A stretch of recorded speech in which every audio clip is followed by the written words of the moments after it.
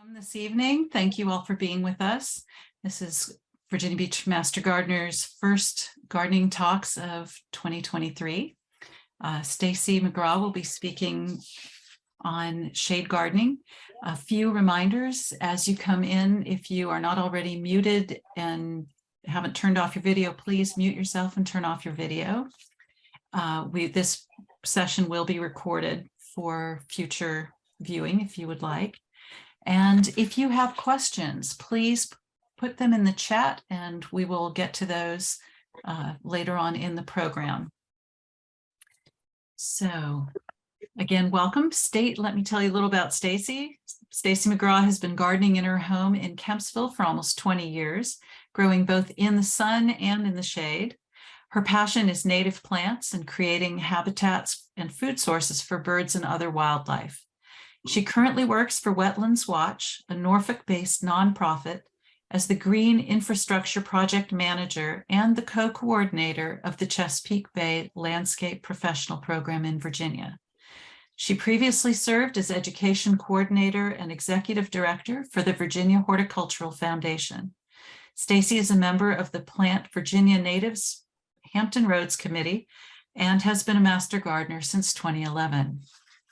Without further ado, thank you, Stacy. Right, thank you, Karen. I'm gonna share my screen and we will get started.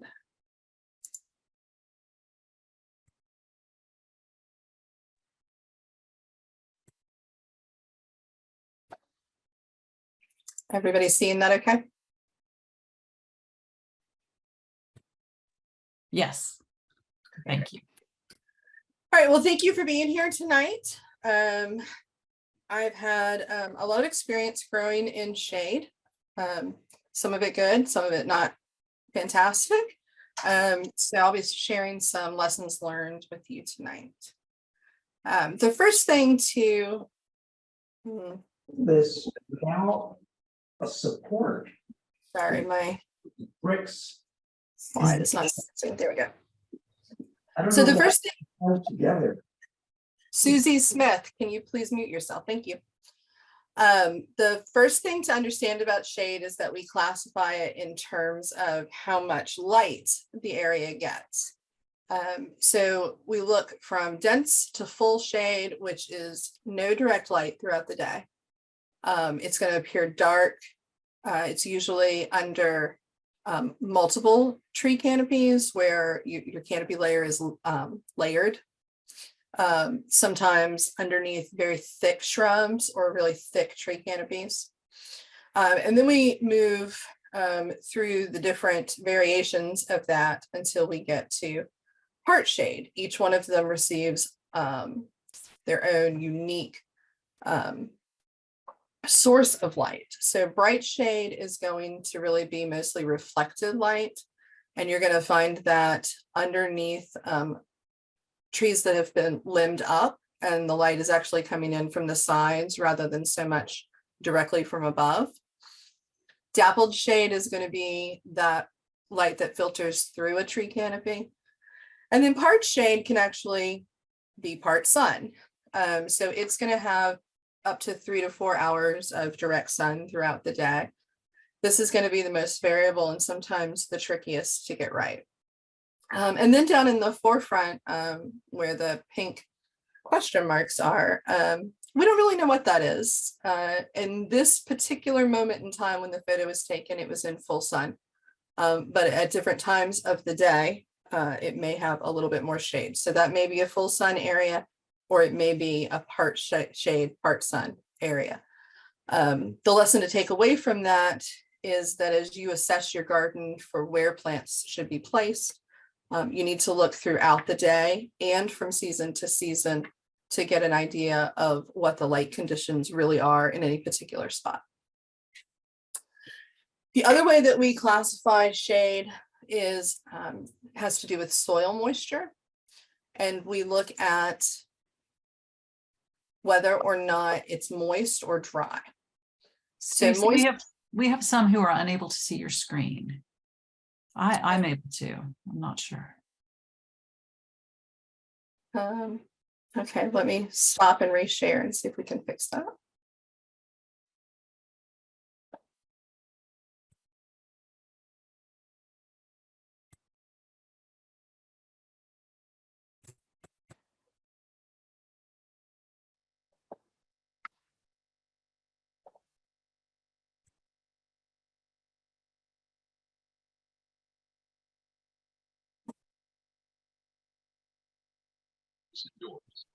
Those who aren't seeing the screen, do you see all the different people in the little boxes like the Brady Bunch?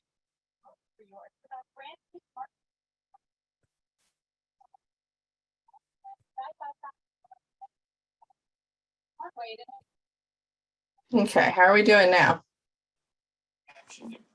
It's fine.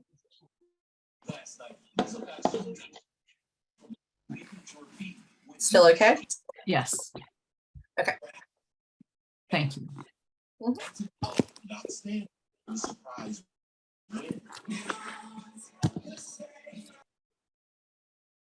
Okay, so let me catch my train of thought.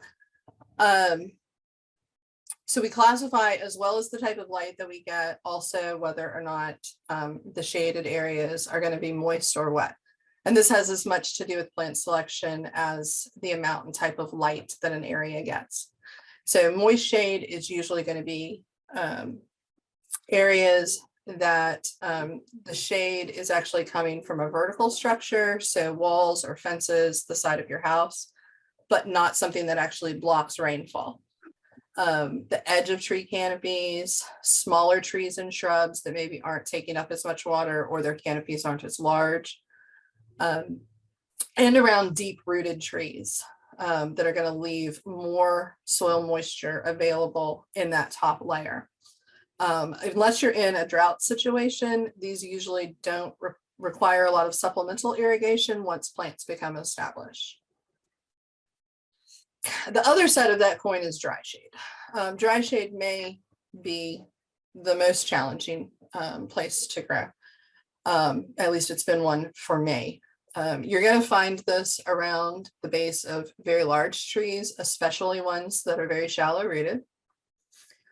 You're also going to find it near sidewalks or stone patios, anywhere where you're going to have some hard surface that collects heat throughout the day and then radiates it back out, because that's going to help evaporate moisture out of the soil faster. Multiple trees, anytime you have really high root competition, there's going to be less moisture available. And then under overhangs. So those are going to be your structures that have a roof or something that's blocking the rain from actually reaching the ground in exactly the same way a tree canopy would. And we do have to choose our plants for these areas a little more carefully. So how do plants grow in the dark? All plants require a little bit of light. It's just that those that grow in the shade have adapted to use a different wavelengths of the light that we receive from the sun. So on the left, you see those curves indicate the light that most plants use. And you can see on the right that it's kind of inverted. So those plants that grow in the shade are adapted to use more light from the green section of the spectrum, and then all the way to the right in that gray area, far red and infrared light, which we don't see, but actually does a pretty good job of making its way through tree canopies and reaching plants at ground level. So plants have adapted in other ways to be able to maximize the amount of photosynthesis they can do with less light. And these include having larger leaf surfaces, thinner leaves with a less of a cuticle. Cuticle for a plant is like sunscreen. So that's going to be very reduced in shade plants. They have higher amounts of chlorophyll in their leaves per chloroplast. So green plants in the shade are usually a very dark green rather than a very bright green, which you might see in the sun. They tend to have a wider, more spreading habit. So it increases the surface area that they can collect sunlight from. And they tend to have less variegation. So if you have a plant that can tolerate either sun or shade, and it has some variegation to it, that's going to be more noticeable the more sunlight that it receives. And there are some challenges. So if you And we all do it. We misplace plants. I like to put some that I'm not sure about in a pot that I can move around easily until I find a place where it's pretty happy. But if your shade plants are receiving too much light, they get what's called photooxidation. And that bottom photo, those white patches that will eventually turn brown. And it's basically sunburn. After too much of this, they will wilt and eventually die. On the other side of that, if they get too little light, plants will stretch, they can have a color change or completely lose their variegation. They will have reduced flowering or fruiting, and eventually they will die as well. So each plant has its perfect spot. But there are some things that we can do to improve our shady areas and make them appropriate for a wider variety of plants. The first thing that you can do, especially if you are experiencing a lot of root competition or surface roots, is to raise the soil level. You don't want to damage your trees, so we don't recommend raising soil level either through soil or mulch more than 3 inches. But that can help to retain a little bit more soil moisture. You can do this by adding organic matter or compost, which holds water pretty well. Mulch over it to reduce the loss of that moisture through evaporation. Irrigate regularly if you have to, and don't till, because once those tree roots are established, any kind of tilling is going to damage those, and then it's also going to break up your soil structure, which leads to less soil moisture and soil health overall. The other thing we can do is reduce the amount of shade that an area receives. And you can do this through crown thinning, lifting or limbing up, or in some cases, it may be appropriate to remove trees. If you're going to do thinning, you don't want to remove more than 1/4 of the overall growth of the tree. And start by removing anything that's already dead, diseased, damaged, crossing, because those things need to be pruned out for the health of the tree anyway.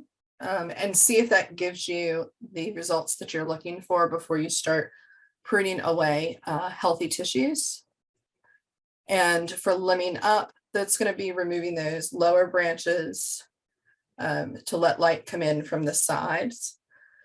However, if you have evergreens or a weeping form of a tree, you don't want to limb those up. It will ruin the aesthetics. Needled evergreens do not recover well from removal of branches. And then tree removal is appropriate if you have too many trees, perhaps they've self-seeded in one particular area. But we do recommend that you consult a certified arborist before removing any large trees or pruning higher than you can reach on a ladder. All right, so now we're going to talk about some of the great plants that we have for shade. I'm going to start out with ground orchids.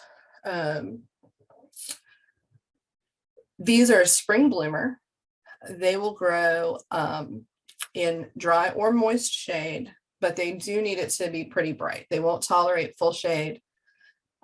They will take a small amount of direct sun, maybe an hour or 2. Any more than that, and you start to get burned leaves, and the flowers especially suffer in too much sun. They grow about 2 feet tall, and they are spreaders. So you'll get nice clumps after a few years. The next is Bugloss or Brunera. This is also a spring bloomer. It has pretty small blue or white flowers. It's deciduous, so it's going to die back when the weather gets cold. About 1 foot to 1.5 feet tall, and it will grow in dry shade. This is a particularly good performer for dry shade, but it will tolerate moist shade just fine. And again, it's a bright shade or a part shade plant, so it tolerates a little bit more light than some of the others that we're going to talk about. This is one of our Virginia native plants. This is green and gold. It also blooms in the spring. Very happy little yellow plant. But it is evergreen to semi-evergreen here. So those leaves are going to persist as small rosettes at ground level, which makes it a nice ground cover for all seasons. They only get about 6 inches tall, but they're going to spread maybe 2.5 feet to make a nice little patch.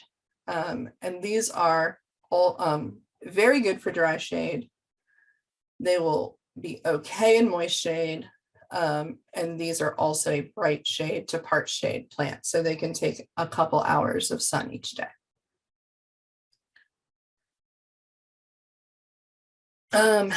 Epimedium or barrenwort.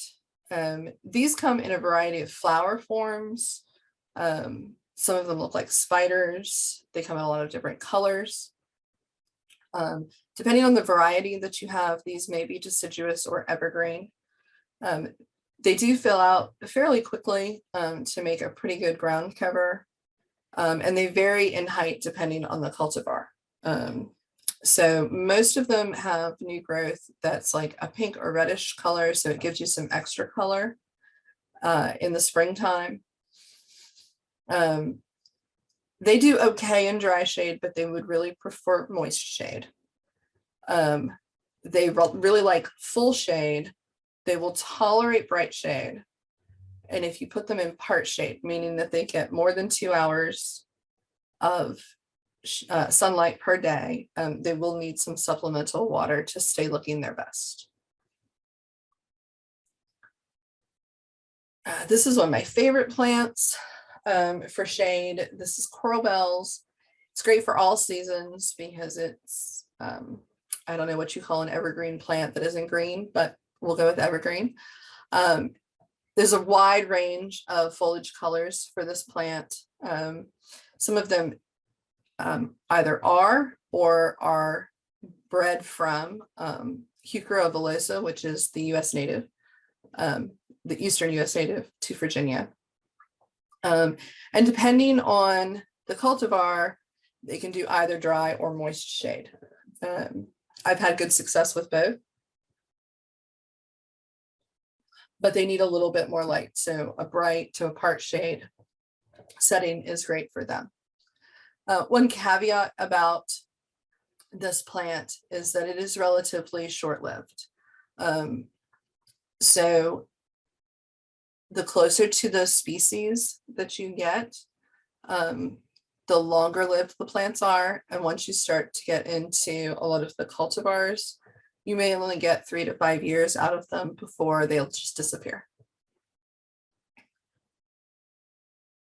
This is another one of our natives, Virginia bluebells.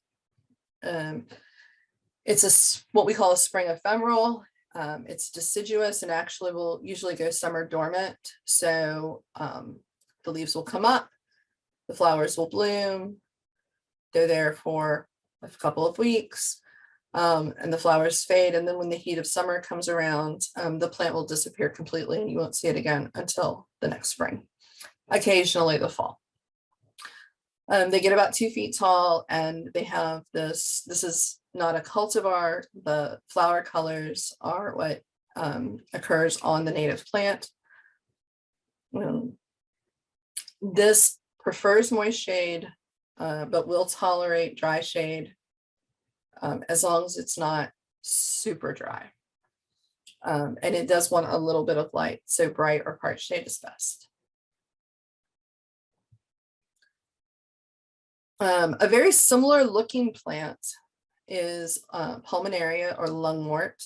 This is not native, but it's also not summer dormant. So if you're looking for something that has foliage that's going to persist through the summer, this might be something that you'd want to add to your garden. Some of the cultivars of this are actually evergreen and will stick around all year. Others are going to fade when the weather gets cold. And they come in this wide variety of colors with 2 to 3 colors on each plant. They also have this silvering to their leaves. Usually it's more of this sporadic dotting pattern that you see on these. Less frequently is it's more linear. And these also prefer moist shade. They will tolerate dry shade if it's not too dry. And they like just a little bit of light. This one is actually in my garden. And this is filtered light that comes through the canopy of a redbud. Pachysandra procumbens is the native version of what you may think of as Pachysandra. There is a different one that we see a lot available on the market. It's a Japanese Pachysandra, but the Allegheny Pachysandra is the native one. They have very similar growing requirements. So that they're both evergreen. They get small little white flowers in spring, and they make great ground covers. They fill in pretty quickly. They're very low maintenance. Like I said, this one is a native. They will do equally well in dry or moist shade. This is a really tough plant. They will take full shade, bright shade, even part shade, and they tend to self-regulate. So if you plant it in an area that has shade adjacent to sun, it'll grow out to where the sun starts to hit, and then it just won't venture too far out into the sun on its own. Sometimes it's too happy and can get out of control, so just take that as a word of warning. The other thing to consider about this plant and its Japanese cousin is that if you have experienced boxwood blight in your yard or neighborhood, this is one of the non-boxwood plants that is also susceptible to that disease.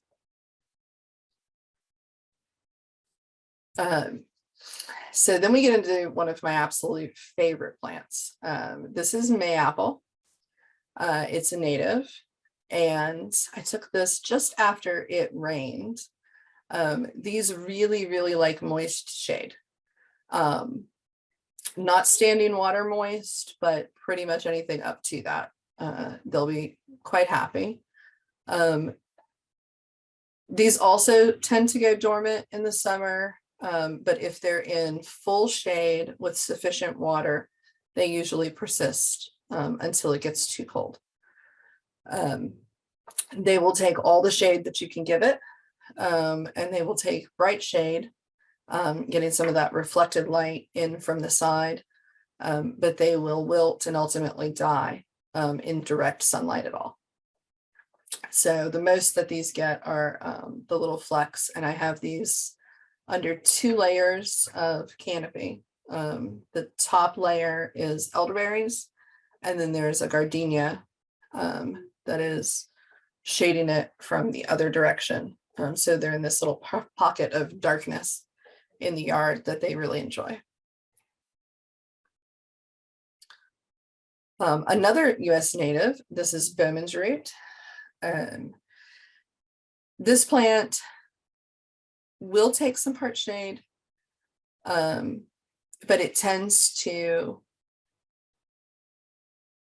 flop and get really leggy in full shade.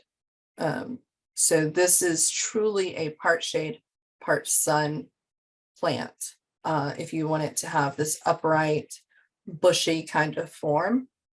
Now you won't get this clump that you see in the photo out of a single plant unless you are very patient. This is probably something where you're looking at probably 5 to 7 plants that were planted and grouped together to get this really full look. And you can probably tell in the picture that it's getting a decent amount of light right there. They do get pretty tall.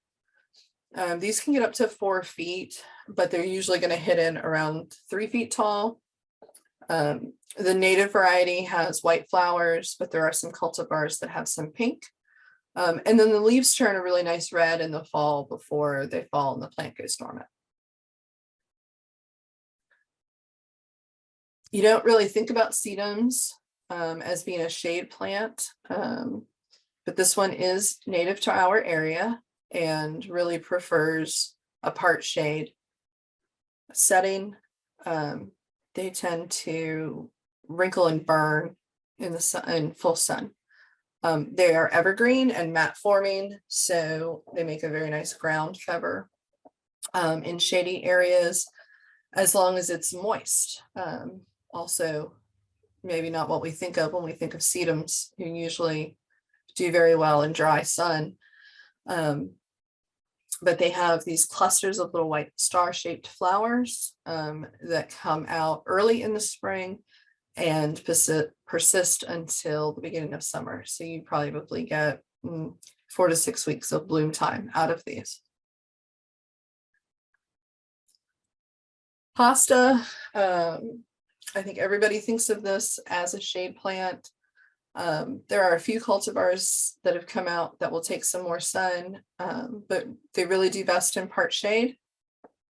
Though if they get that 3 to 4 hours of sun, the variegation tends to be a little stronger and shows up better.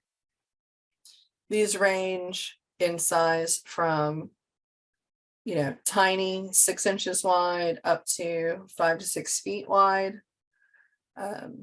They can have white or purple flowers, and they are also very tough plants that will survive pretty much any kind of shade that you put them in. They don't do as great in full shade, but they will tolerate it. And what tends to happen is that if you put them in very dry or very full shade, they're just sparser. You don't get the full, really lush looking plant that you would otherwise get. So Strigolanthes or Persian shield is this purple plant in the photo. This is the only annual. It's not really an annual, it's a tender perennial, but we grow it as an annual here in Tidewater. And I included this because of its color. It is one of the very few plants where that color gets more intense the more shade it receives. So it still needs a little bit of light. So part shade, maybe some bright shade. But when you put it out in full sun, it will burn. And it kind of bleaches out to a silvery white color, and then dies pretty quickly. So you do want to keep this in the shade, but it kind of breaks all the rules and really presents the best color under shade circumstances. In the background of this picture, you see some white caladiums, and those are another rule breaker, where they have a lot of color in these shady situations because they have been bred to do so. And then we'll talk about ferns. So there are as many ferns as there are hostas probably. They're really great summer and fall plants. Lots of them have a really nice fall color. They can be deciduous or evergreen. And you can group a bunch of evergreen ones together and have this really thick, lush ground cover all year round. Or you may just want to have some that are tucked here and there that disappear. They're going to vary as far as their shade tolerance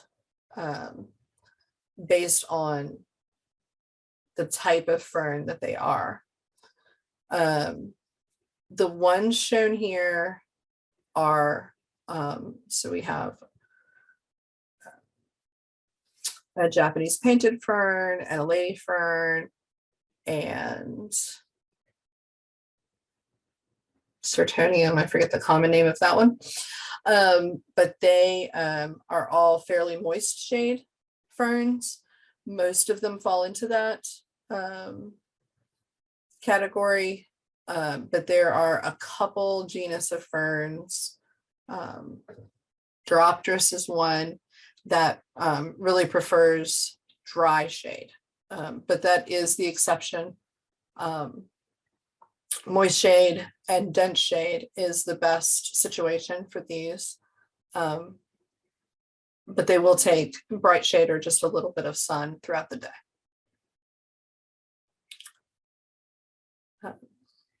Flowering ginger may not be the first one that comes to mind when you think of shade plants, but these actually do better in part shade than they do in full sun. They tend to burn and get a lot of leaf discoloration in the sun. And this is true for a lot of tropical plants, whether they are perennial or tender plants that you might bring in as houseplants. In their native environments, they're probably growing under a lot of jungle or forest canopy that shades them from the worst of the sun. So part shade is really the best circumstances for them. If you put them in a little bit too much shade, then you won't get as many flowers, but they will creep and move themselves to some sun if they can get to it. These are very fragrant. If you have not grown these, they make a great addition, and the white flowers really pop in the shade.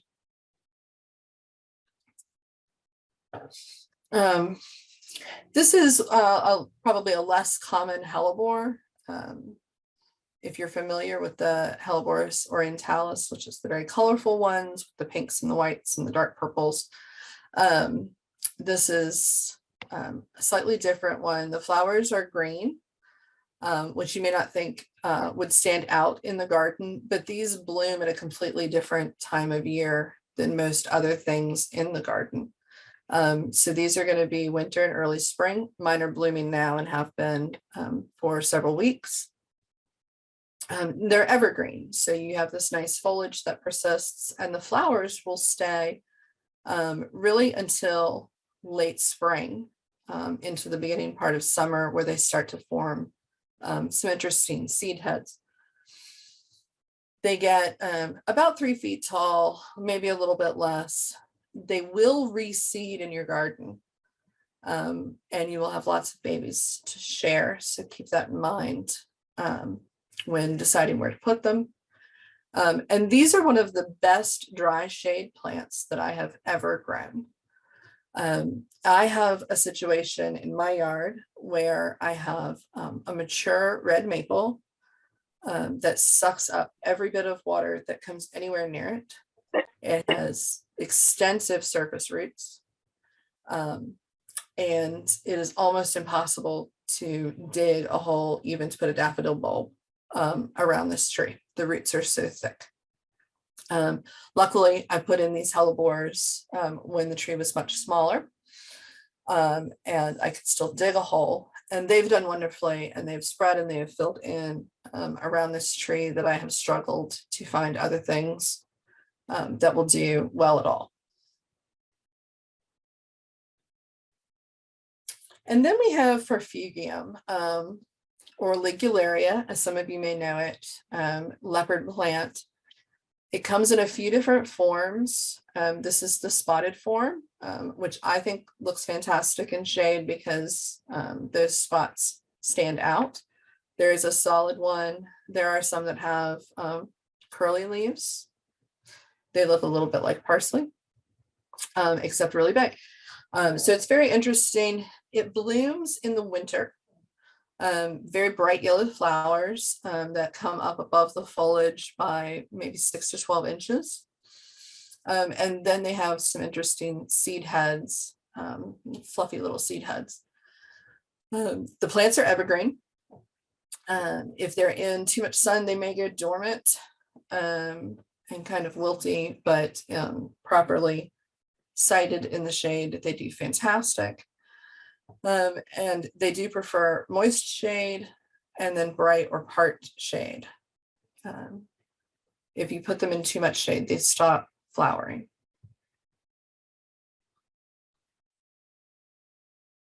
So we're going to talk about some ways to bring light into shade, because one of the challenges of dealing with a shady space is that without light to really make colors pop, you end up with everything just kind of looking like a wall of green.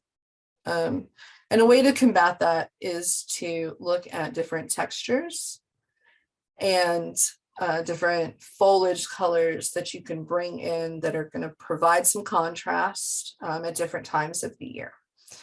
So these are two, they are cultivars of native plants. And this isn't a native plant talk, so we don't need to discuss if they're native or not. But the Hydrangea quercifolia, which is an oak leaf hydrangea, this is Little Honey. The leaves are a pretty yellow. This particular plant in the photograph is probably not getting quite enough sun. And so you can see that the yellow is faded into green, especially on the leaves closer to the middle or the bottom of the plant. That are shaded by other leaves of the plant. And the yellow is really standing out on those top leaves and around the edges. So if this plant were sited with just a little bit more sun, you would have a more uniform yellow color to it. But even in full shade, you still get decent color that's going to make this plant stand out from its surroundings. The plant at the bottom is a cultivar of Fothergilla. This is Blue Shadow.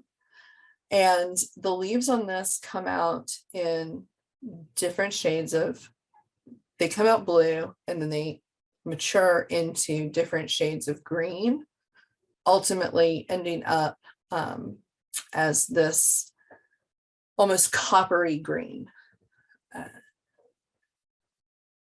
So the color is really fantastic in spring and early summer as that new growth is coming out. But by the time mid to late summer has arrived and all of those leaves have matured to their final color, it becomes more uniform looking as the year progresses. There are some other plants that have been bred to have some variegation or other colors come into them that really stand out, even in significant shade. Japanese forest grass is one that comes to mind, but there's also several carexes, and there are native and non-native species of those available that have good color. You may be familiar with Carex evergold. There's also one called Amazon Mist, which is a blue and white striped leaf. And the Carex, as a family, they really prefer to be in moist shade, but they make excellent ground covers, and they can add some color to those areas as well. The other thing that you can do is really look at opportunities to add color early in the spring. If you have deciduous trees that are creating your shade areas, you can probably get away with some spring flowering bulbs that can brighten up the area before that tree canopy fully leaves out and blocks the sunlight. And these are just a few examples of some spring flowering, the top row of some spring flowering bulbs that make good candidates for that. And then on the bottom three, these are just some examples of annuals or tropical plants that you can put in shade that add huge amounts of color and interest to those areas. And you can do this, planting into the ground or in containers. And I should clarify that that begonia that appears to be in full sun should never be grown in full sun. And then there are some non-plant solutions. If you have an area where you have not found the right plant, maybe you're done trying and you're ready to find something else. This top left picture with the bird bath, this is a problem area in my yard. I have full shade to either side of this space, but the tree canopies don't quite meet. So while it's shady in this picture, it actually gets full sun from about 1:30, 2 o'clock in the afternoon until about 4 o'clock in the evening. And for shade plants, if they are going to get sun during the day, all those part shade or bright shade plants that I talked about, you're really looking for morning sun. Harsh afternoon sun is going to bake something much faster than that morning sun. So I just wanted to clarify that. But this spot is just 2.5 hours of harsh afternoon sun. And I've never been able to get anything to establish and do well there. It's too little light for sun plants, but it's the wrong time of day sun for anything that would prefer shade.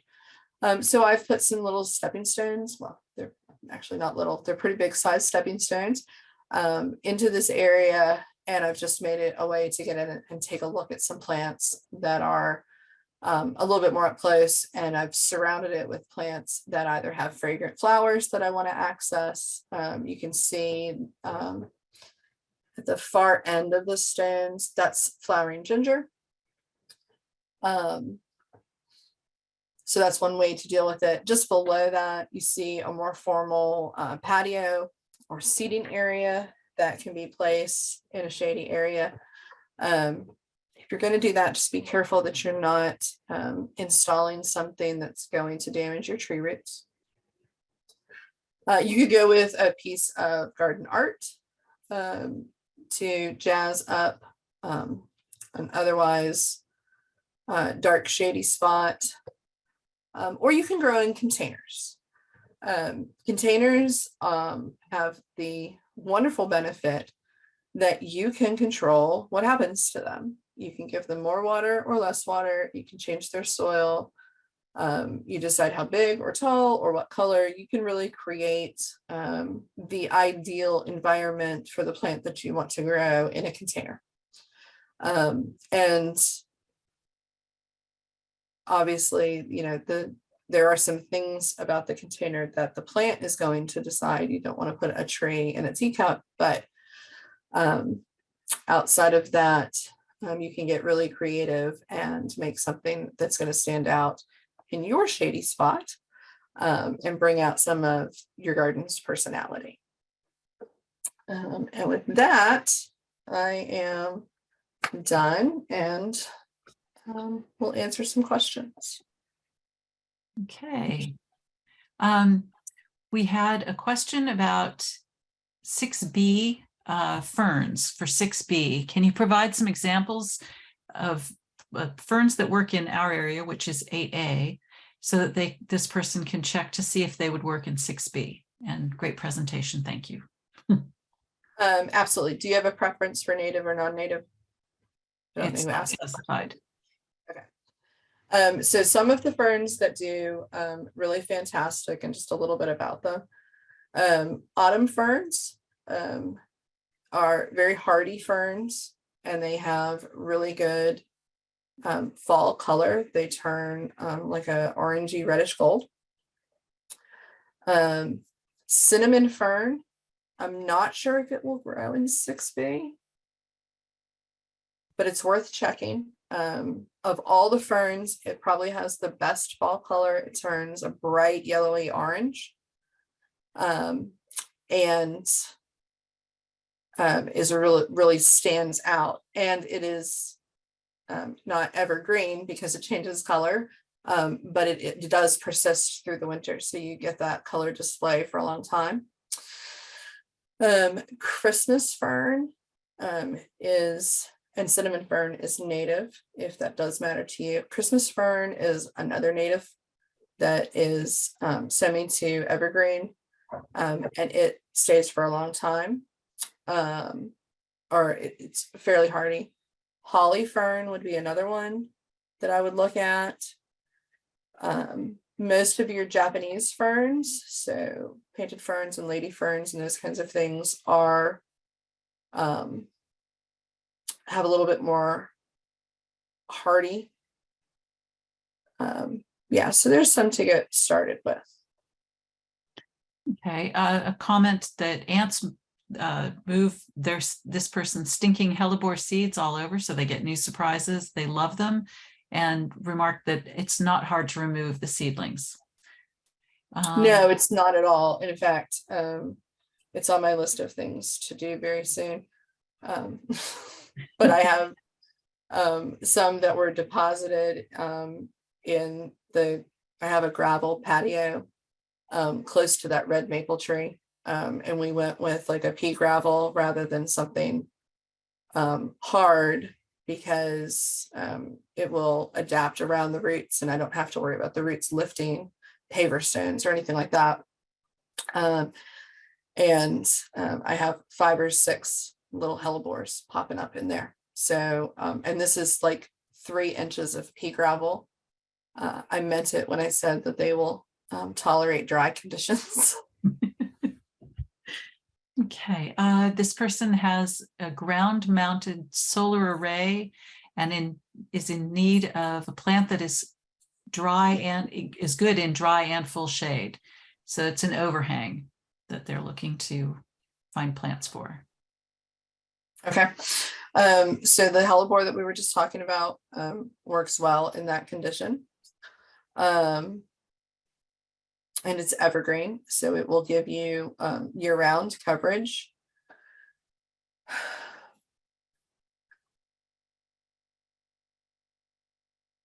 The green and gold, the Chrysogonum virginiana, that's a good one. It grows much lower, only about 6 inches tall, but it will tolerate dry and pretty full shade. You may not get as many flowers in full shade as you would in bright shade, but it will still do okay. And some of the ferns would do okay. Hostas might do well as well. Okay. I had 2 questions, and there may be more below. Is dense shade the same as full shade? And could you please review the types of shade again? Sure. Dense and full shade are the same thing. So dense shade, you receive no sunlight, no direct light at all through the day. So those are going to be the darkest areas of your garden. And then you have bright shade, which is reflected light. That's going to be under limbed up trees, where the sunlight is coming in from the sides rather than straight down on top of them. And then you have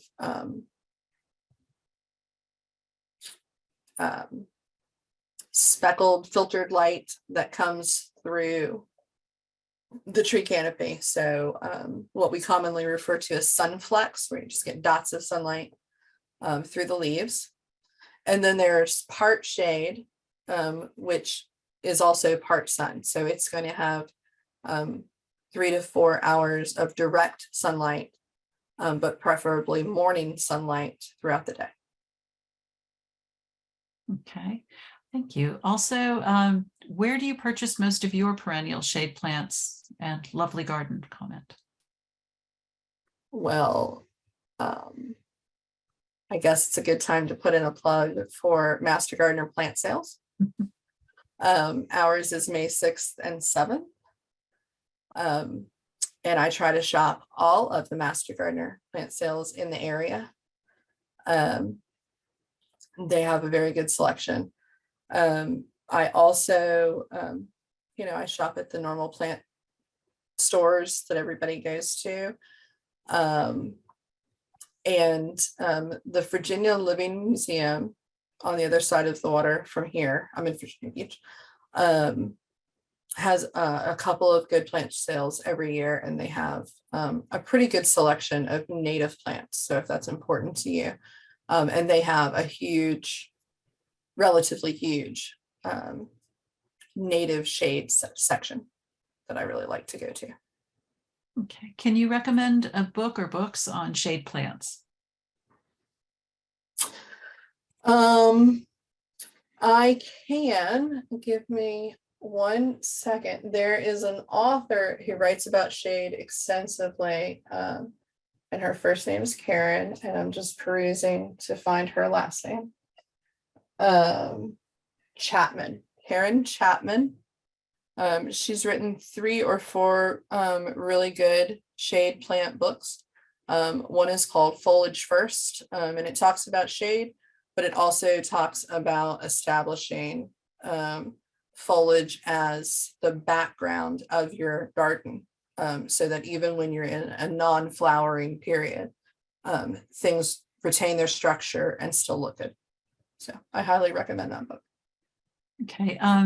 There was sort of a follow-up on the Master Gardener sales, how to find, when to find, when to be looking for those sales, how to find out about them.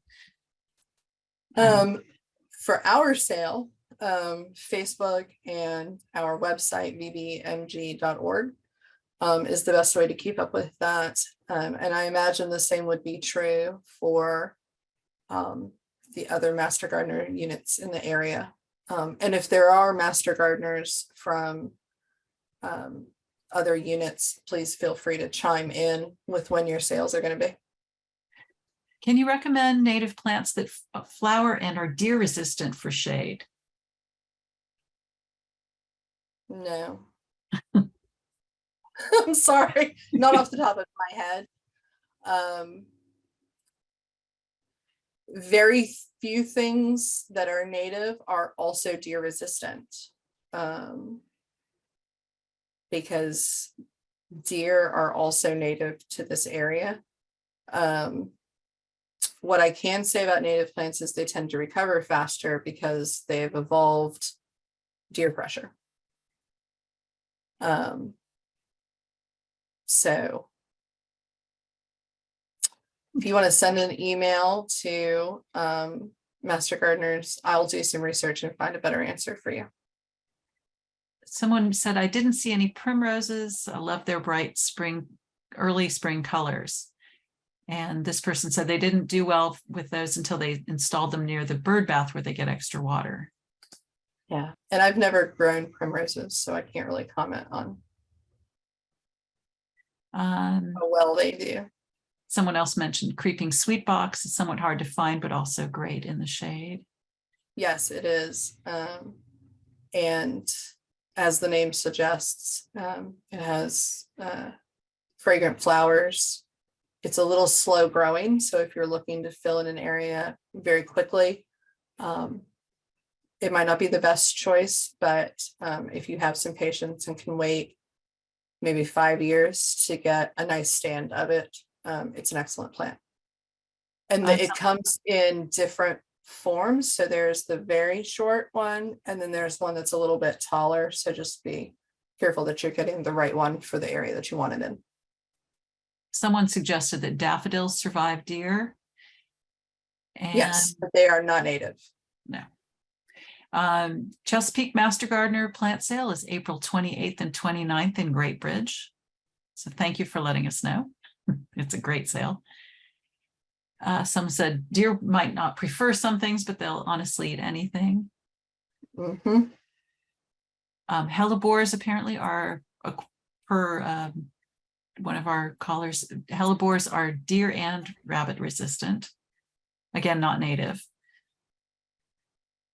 Newport News Master Gardener plant sale is April 15th and 16th. James City, Williamsburg plant sale is May 6th, 9 to noon at the Williamsburg Botanical Gardens. And the Norfolk Master Gardener plant sale is April 13th at the Hermitage Museum and Gardens. Newport News sale is April 15th and 16th. And the last is any suggestions for an area under a large established tree that is shaded all day but receives 1 to 2 hours of very intense late afternoon sun.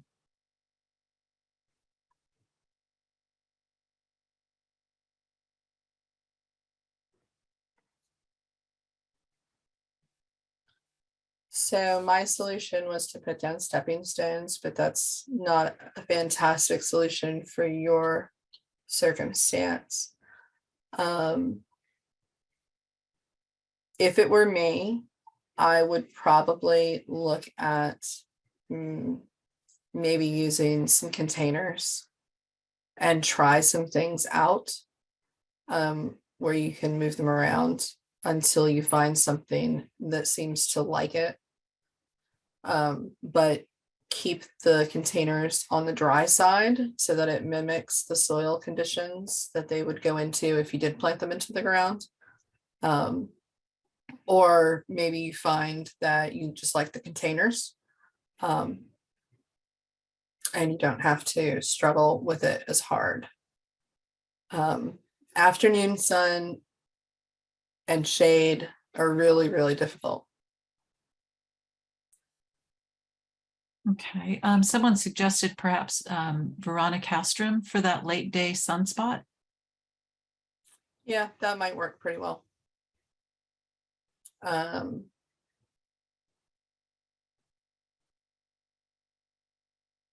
Yeah, and wood asters. Wood asters might do okay. And do you have any shrubs you'd suggest for shade? Yes. So oak leaf hydrangeas, any kind of hydrangea really, but oak leaves are my favorite.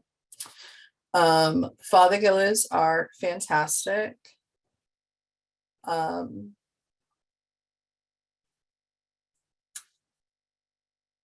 Yaupon hollies will grow fairly well in bright shade or better. Leaning more towards the sun side, but you can get away with those in bright or part shade. I've actually had good success growing lilacs in part shade here. They normally don't do so well because we have hot weather and that really harsh afternoon sun. But growing them in the shade has, and I should add, I planted lilacs before I knew better, before I knew they weren't supposed to grow well here. And I planted it underneath that red maple when that red maple was a sapling. So it was a happy accident, but it's worked out. I'm seeing some suggestions in the chat. Mountain laurel is good. You can also do something like an azalea, if you like azaleas, or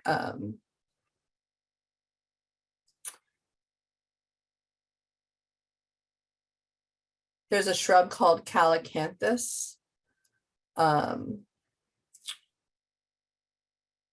And I can't, it's all Carolina allspice is the common name. It's a native shrub that does particularly well in shade. And if you can find a species of it, the flowers are very fragrant and do in fact smell a little bit like allspice. But there are a lot of cultivars that the fragrance has been bred out. Yeah, I see spice bush in the comments, and then Clethra alnifolia is a good choice. Itea will do fine in part shade. So there's a list to get you started. Well, thank you so very much. This has been a wonderful presentation. Thank you all for joining us today.